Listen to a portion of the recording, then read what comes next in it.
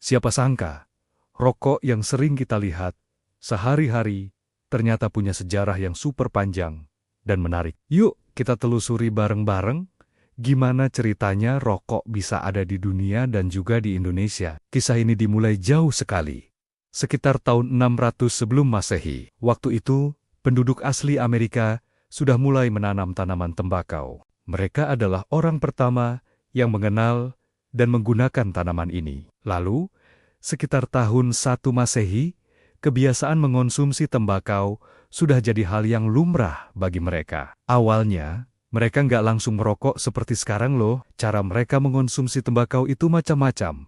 Ada yang dikunyah, ada yang dihisap dalam bentuk serbuk lewat hidung, atau dihisap pakai pipa dan cerutu. Lalu, gimana tembakau bisa menyebar ke seluruh dunia? Nah, disinilah peran Christopher Columbus. Saat ia menjelajahi benua Amerika, ia jadi orang Eropa pertama yang menemukan tanaman tembakau. Terkesan dengan tanaman unik ini, bangsa Eropa pun membawa bibit tembakau pulang ke kampung halaman mereka dengan kapal-kapal penjelajah. Dari Eropa, tembakau kemudian menyebar ke berbagai penjuru dunia. Para pelaut Eropa saat itu melihat kebiasaan suku asli Amerika yang memadatkan tembakau ke dalam pipa atau cerutu untuk dihisap.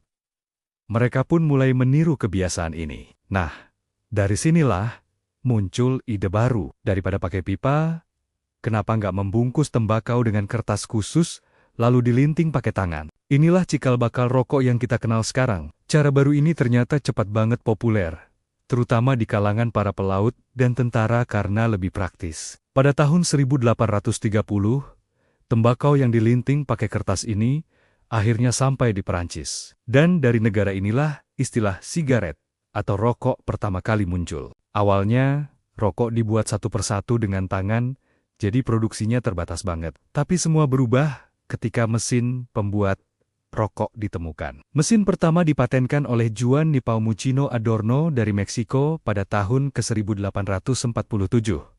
Tapi, ledakan produksi rokok baru benar-benar terjadi setelah seorang penemu dari Amerika bernama James Albert Bonsack menciptakan mesin yang jauh lebih canggih pada tahun 1880.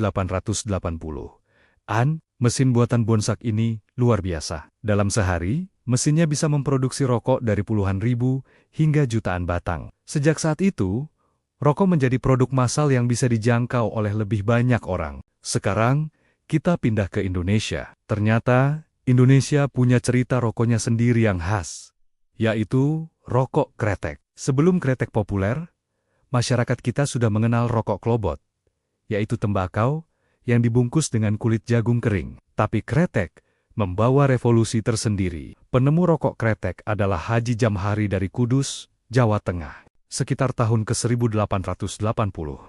Ceritanya, beliau sedang menderita sakit dada dan mencoba bereksperimen. Beliau mencampurkan cengkeh yang sudah dihaluskan ke dalam lintingan tembakaunya. Saat dibakar, campuran ini mengeluarkan bunyi khas kretek-kretek. Ternyata, setelah menghisapnya, sakit dadanya terasa lebih ringan. Makanya, pada awalnya, kretek ini dikenal sebagai rokok obat. Dari penemuan sederhana ini, lahirlah sebuah industri besar. Orang yang melihat potensi komersial dari kretek adalah Niti Semito. Pada tahun 1906, ia mendirikan sebuah perusahaan rokok yang awalnya diberi nama Kodok Nguntal Ulo.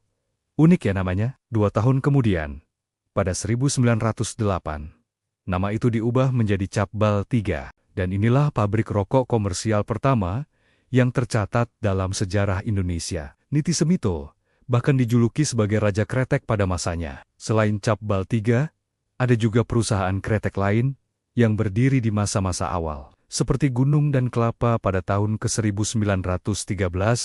Di tahun yang sama, seorang perantau bernama Lim Sing Ti juga memulai usahanya di Surabaya, yang kelak menjadi salah satu perusahaan rokok terbesar di Indonesia, yaitu HM Sampurna. Jadi, dari ritual kuno penduduk asli Amerika, perjalanan para pelaut Eropa, penemuan mesin canggih di Amerika, hingga eksperimen Haji Jamhari di Kudus, lahirlah produk yang kita kenal sebagai rokok dan kretek hari ini. Sebuah perjalanan sejarah yang sangat panjang dan penuh warna, yang membentuk bagian dari budaya dan ekonomi di banyak negara, termasuk di Indonesia. Terima kasih sudah menyimak cerita panjang tentang sejarah rokok ini. Semoga menambah wawasan baru buat kita semua. Jangan lupa untuk like, komen, dan subscribe ya, biar kita bisa terus belajar hal-hal menarik lainnya bareng-bareng. Sampai jumpa di video berikutnya.